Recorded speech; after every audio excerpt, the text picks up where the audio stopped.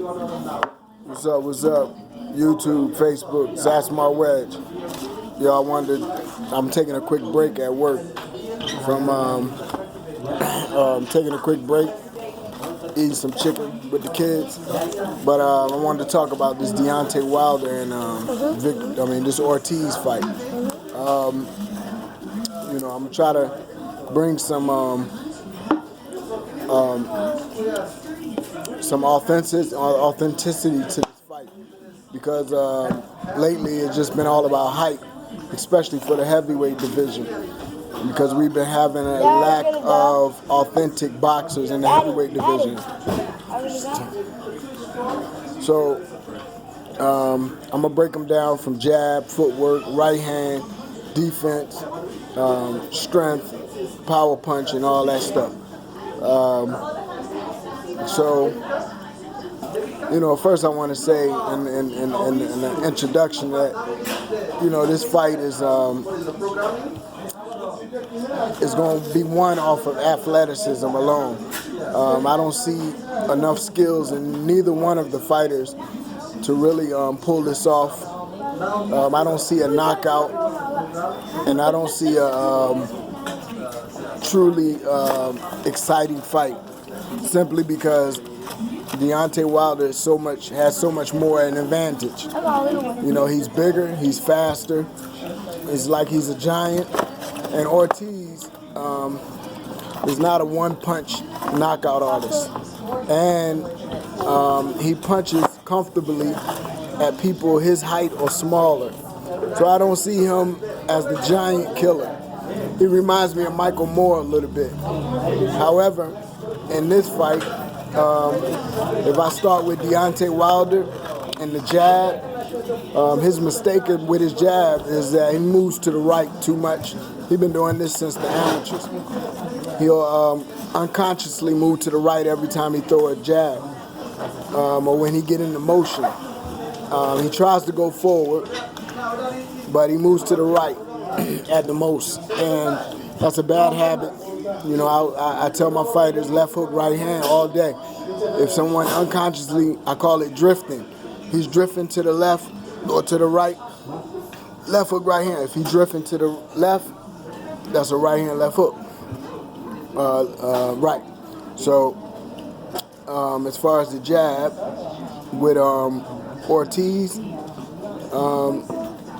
he don't use his jab much, and especially for power. He's a multi-punching type of fighter. All his punches will go to Deontay's body because he's comfortable fighting that height.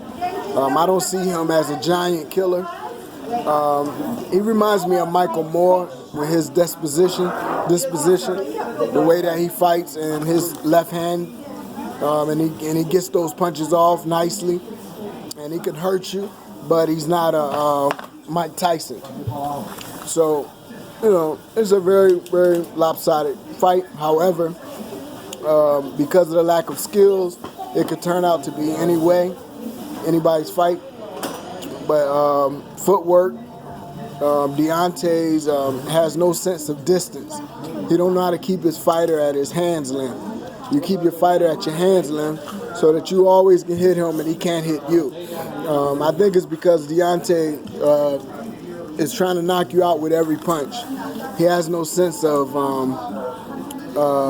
working, sweating, getting them hands moving. And that's the very opposite for Ortiz. He does get his hands moving. He's not trying to knock you out with all his punches. But he has a distance issue too. He smashes into his opponents too much, or he's too far. He don't know how to keep them right where they're supposed to be at. Number 3, right hand or the left hand. For Ortiz, the left hand. For Wilder is the right hand. He has a big right hand, but it can be evaded easily. You can move from Deontay Wilder's right hand very easily. He shows it a lot, unless he throws a 1-2. When he throws a 1-2, I like it. He get it right in the inside. I think he learned that from the amateurs, because for you to score that right hand, you got to throw it off of that jab. You got to go together. And I think that's where he's good at. But the bad part of his right hand is easy to see coming, other than that 1-2. Ortiz, no big punch. He just puts all his punches together, just like his jab, his right hand. Nothing great. Get off me, man, please. Nothing great. No big problem with his left hand. Ortiz with his left hand, no big danger. And plus, he don't punch up, so I don't see him being a giant killer. He don't punch up, so Wilder shouldn't have a big problem with his right hand, blocking it with his elbow. Back up, please. Back up. Defense.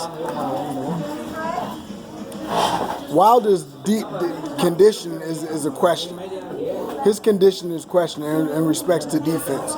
Maybe that's why he always trying to knock you out from the beginning, because I don't think he has that great condition that comes from being a fighter for years and years. You know, when you got people who kind of new to boxing, they either got to knock you out or they blow everything out in the first few rounds. I don't think Wilder has that long win. And mainly, him trying to punch you out with every punch is proof that he don't know how to time himself and get the best out of the fight, a long fight. So in conclusion, Ortiz could win easily, you know, if he stays busy with 1,000 punches. You know, he stayed busy with 1,000 punches, and he spins Wilder some kind of way, and he can handle that stress of Wilder's weight on his shoulders, and he can turn Wilder. He can win. Wilder wins, no doubt about it. He got the upper hand. He's bigger, stronger.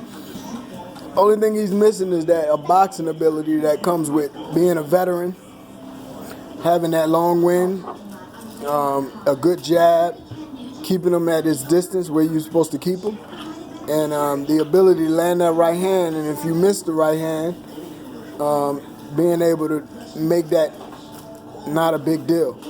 Because a good fighter, if you take away his right hand, he'll knock you out with a left hook. You know, you take away his left hook, he go into the body. So I don't see a KO in this fight. So I'm out. Ask my wedge. Please subscribe. Defense first, because it's all about defense.